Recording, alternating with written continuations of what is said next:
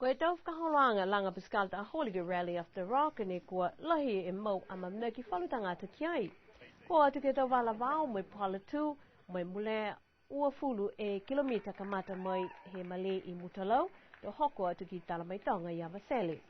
Ko ia ne kua kautu ke whakakatoatoanga he langa nei koe tangata hau ko Chris Morrissey ke tau tangata taani mo Jade Pusimani kua liu kautu ke tau whewa he tau whiwhini.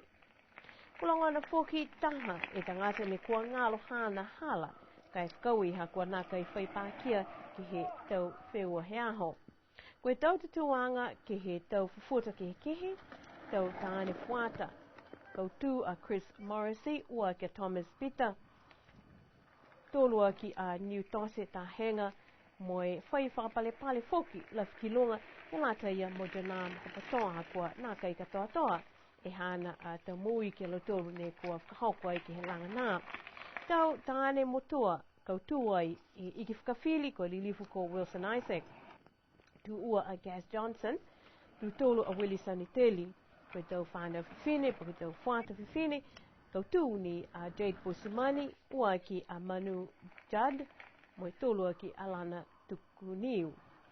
Koe whakatoatoanga ko ia ne kautu ko Chris Morrissey he taha e tula hongwhulmaone minute moe tolu whulmalima e sekoni.